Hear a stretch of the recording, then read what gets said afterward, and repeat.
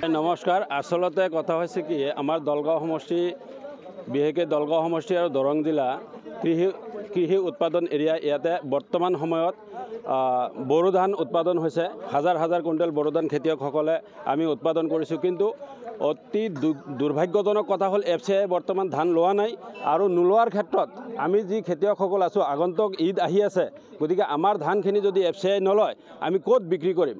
বৰ্তমান যিটো পৰিস্থিতি দেখা গৈছে, কিছুমান হয়তো এটা পক্ষই FCIৰ পক্ষ লৈছে, এটা পক্ষই বেপাৰীৰ পক্ষ লৈছে, কিন্তু দুৰ্ভাগ্যজনক কথা হ'ল আমি খেতিয়কসকল ক'ত যাম। আমি উৎপাদন কৰা ধানখিনি আমি ক'ত বিক্ৰী কৰিম। আজি FCI ধান ল'লে একমাহ পিছত পইচা দিব, আমাৰ ঈদ আহি আছে, এসপ্তাহ পিছত ঈদ, গতিকে আমি একো বুজি নাপাওঁ আমাৰ ধানখিনি ক'ত বিক্ৰী কৰিব পাৰিম। এই আজিৰ আপোনালোকৰ জৰিয়তে DC মহোদয়ে বা বিষয়াসকলে অনতিপলমে এটা ব্যৱস্থা কৰিব লাগে, যাতে আমাৰ ধানখিনি উৎপাদিত ধানখিনি আমি খুব কম সময়ৰ ভিতৰত বিক্ৰী কৰি আমি মূলধন পাওঁ, পৰৱৰ্তী খেতি কৰিব পাৰোঁ। আমাৰ যিখিনি প্ৰয়োজনীয় যোগাৰ সেইখিনি আমি যাতে উপলব্ধি কৰিব পাৰোঁ। বিশেষকৈ আগন্তুক ঈদ উপলক্ষে আমাৰ যি সমস্যাৰ সন্মুখীন হ'ব গৈ আছে, সেইটোৰ ওপৰত লক্ষ্য কৰি যাতে উপায়ুক্ত মহোদয় অনতিপলমে এটা বিহিত ব্যৱস্থা গ্ৰহণ কৰে। সমস্যাটো মানে এতিয়া FCI যিটো গুদাম আছে, সিহঁতেতো কিনা নাই ধানটো। এতিয়া যিটো আমি যেতিয়া এটা লৈ আহিছোঁ, এতিয়া বেপাৰী নাই, দুনিয়াৰ গাড়ীৰ পৰা খাৰা হৈ আছে এতিয়া। গতিকে আমাক FCI কৰক বা প্ৰশাসনে কৰক, যিটোৱে কৰক, যোনে কৰক, আমাক সুবিধাটো দিব লাগে। আমাৰ আগন্তুক ঈদ আহি আছে, আমাৰ পইচা পাতিৰো কথা আছে। যোনে নহওক, কিন্তু আমাৰ বেচাখিনিতো কৰিব দিব লাগে, সুবিধাটো দিব।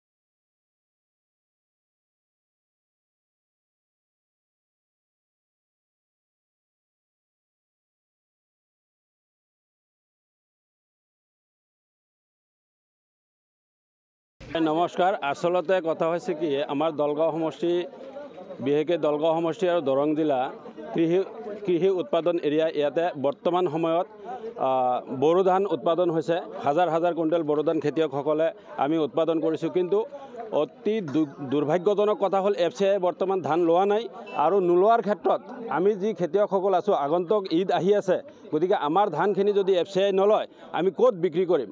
বৰ্তমান যিটো পৰিস্থিতি দেখা গৈছে, কিছুমান হয়তো এটা পক্ষই FCIৰ পক্ষ লৈছে, এটা পক্ষই বেপাৰীৰ পক্ষ লৈছে, কিন্তু দুৰ্ভাগ্যজনক কথা হ'ল আমি খেতিয়কসকল ক'ত যাম। আমি উৎপাদন কৰা ধানখিনি আমি ক'ত বিক্ৰী কৰিম। আজি FCI ধান ল'লে একমাহ পিছত পইচা দিব, আমাৰ ঈদ আহি আছে, এসপ্তাহ পিছত ঈদ, গতিকে আমি একো বুজি নাপাওঁ আমাৰ ধানখিনি ক'ত বিক্ৰী কৰিব পাৰিম। এই আজিৰ আপোনালোকৰ জৰিয়তে DC মহোদয়ে বা বিষয়াসকলে অনতিপলমে এটা ব্যৱস্থা কৰিব লাগে, যাতে আমাৰ ধানখিনি উৎপাদিত ধানখিনি আমি খুব কম সময়ৰ ভিতৰত বিক্ৰী কৰি আমি মূলধন পাওঁ, পৰৱৰ্তী খেতি কৰিব পাৰোঁ। আমাৰ যিখিনি প্ৰয়োজনীয় যোগাৰ সেইখিনি আমি যাতে উপলব্ধি কৰিব পাৰোঁ। বিশেষকৈ আগন্তুক ঈদ উপলক্ষে আমাৰ যি সমস্যাৰ সন্মুখীন হ'ব গৈ আছে, সেইটোৰ ওপৰত লক্ষ্য কৰি যাতে উপায়ুক্ত মহোদয় অনতিপলমে এটা বিহিত ব্যৱস্থা গ্ৰহণ কৰে। সমস্যাটো মানে এতিয়া FCI যিটো গুদাম আছে, সিহঁতেতো কিনা নাই ধানটো। এতিয়া যিটো আমি যেতিয়া এটা লৈ আহিছোঁ, এতিয়া বেপাৰী নাই, দুনিয়াৰ গাড়ীৰ পৰা খাৰা হৈ আছে এতিয়া। গতিকে আমাক FCI কৰক বা প্ৰশাসনে কৰক, যিটোৱে কৰক, যোনে কৰক, আমাক সুবিধাটো দিব লাগে। আমাৰ আগন্তুক ঈদ আহি আছে, আমাৰ পইচা পাতিৰো কথা আছে। যোনে নহওক, কিন্তু আমাৰ বেচাখিনিতো কৰিব দিব লাগে, সুবিধাটো দিব লাগে।